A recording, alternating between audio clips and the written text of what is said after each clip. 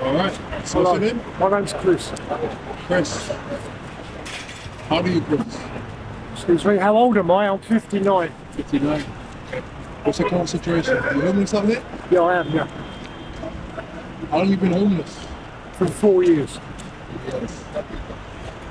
How old were you when you first became homeless?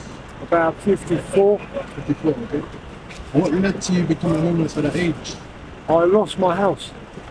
You lost your house? Yeah, I was illegally evicted. It's a long story, but I was illegally evicted. Are you able to go into that? Excuse me? Are you able to go into that? No, not really. I mean, it's in the past. It's a long time ago. I had a flat, and for 12 years, a council flat, and I had the right to buy. And what happened, there was me and a woman with a child who lived above me. And what happened, we was unemployed. I was working before as a cab driver, but I lost my job because of the recession. Yeah, when Saddam Hussein had the Gulf War. So I weren't making money. I lost my job, went unemployed. But I still had the right to buy the flat. I was there for 12 years. What happened was I used to get a bill every month for water rates for £300. Now, my old council worker, she understood that once a month, the housing benefit, pay the housing benefit and pay the water rates. Yeah, directly to the council. But what they'd done, they changed the worker and they realised I had a right to buy it. And the woman upstairs had the right to buy it, so we had a big discount on the flats. The flats were worth about £100,000 in Free and Barnet. And what happened, I got this letter saying I owed £3,000 water rates. I thought, no, that's wrong.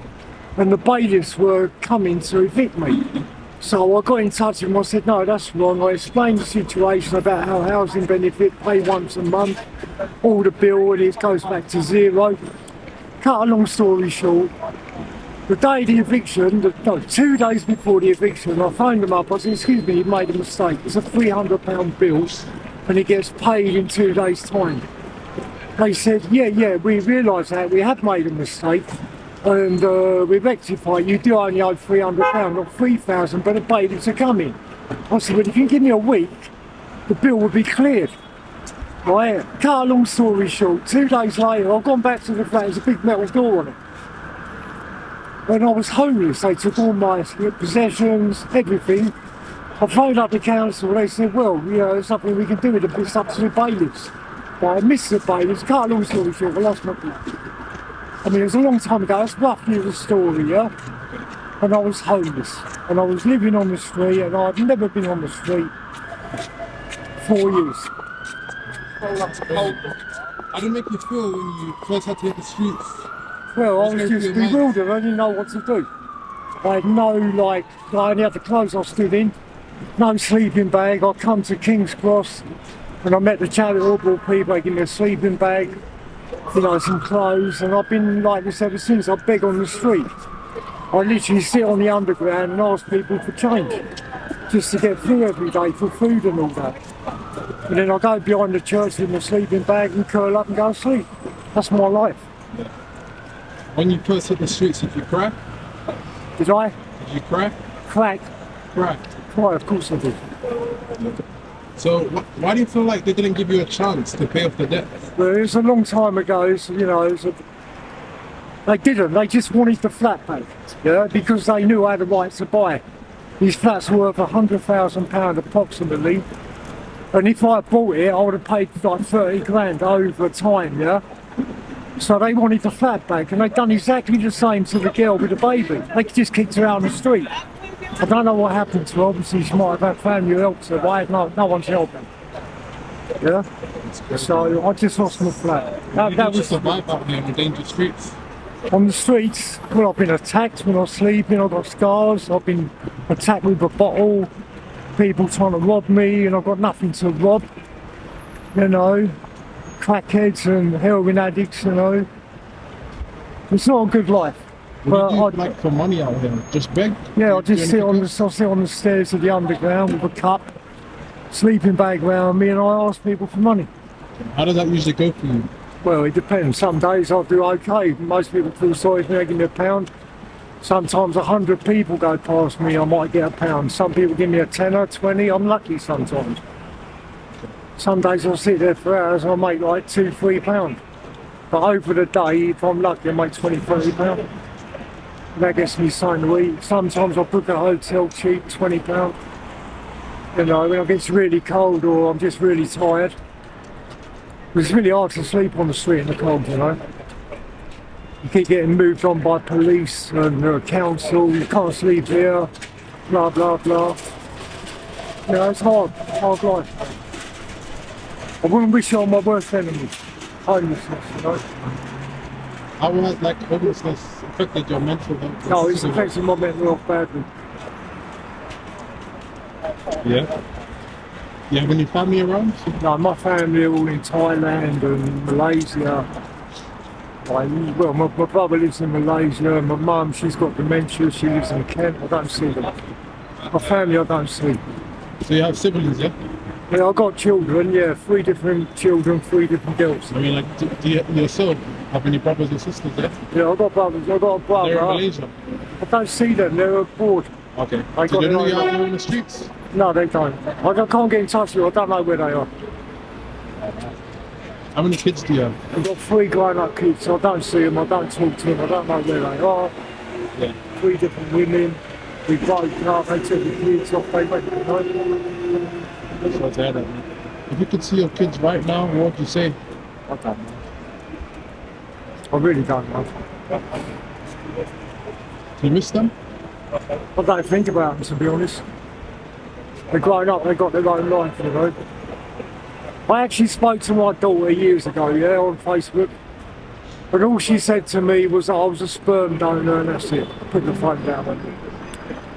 So, How did you feel when she said that? well, I was with her until 1 year old. When her mum took her off me and went, done her own thing, you know. Sorry to hear that, man. Since you've been on the streets, have you received any help? I've had the council come, I've been in a hostel, but at the end of the day they don't feed you, they give you a room and then they expect you to pay like a £75 a month service charge, even though they're getting housing benefit, £1,000 a month or over, and they still expect you to pay literally half your benefit to them, which the housing benefit are already paying. It's like a hard life. I don't like these hostels. They're full of scumbags, you know, like just always on you, banging on your door, asking you for drugs. Yeah. You know, I'd rather be on the street. It's safer on the street. I actually prefer being on the street. Do you do any drugs? Sometimes. Bit of heroin, yeah. Okay, heroin. Yeah. When was you like first introduced to heroin? When I was a kid, When you was a kid? Yeah. Do you remember what age? about 14, I do it occasionally, just to get my head down, get to sleep. Not much. Who gave it to you at 14? Excuse me? Who gave it to you at 14? Oh, I can't remember. Someone in the past. One of the older boys started me smoking, give me a bit of brown. Do you feel like it's put you in a downward spiral? It's like I've always been in a downward spiral, yeah. yeah. My life is shit. It's really shit at the moment, you know. You can't work because you ain't got nowhere to live. You Have you ever know. had a job before? Yeah, I was a minicab driver, I had a flat. I was doing okay, but then the women hitting me for my money. I had to pay all the time, out, you know, I was constantly working. Then I come home one day and found my girl in bed with someone else. That's when we broke up and she took the kid away. So that's literally how I, you know, ended up on a spiral slope. If you could go back to working as a taxi driver, would you do it? Yeah, but you need somewhere to live. You need to get a job, you know, you need somewhere to live before you can even get a job. So, If you could have 3 wishes, what would they be? I don't know. I wish I could start my life again, to be honest. That would be my first wish. Go back in time, start again. What would be the second one? I don't know. I really don't know. Do you want Right. to see your kids again? I don't know them, do I? They're older. They're like 35, I'm 59, you know. So, you know, it's going to be like a complete stranger to me. I'd rather they just get on with their lives. Hope they're doing well, you know. Do you have any last words? No. Thanks for the interview anyway, that's all I can really tell you. Sorry, man. Excuse me? Thanks for sharing your story. That's cool. You're welcome.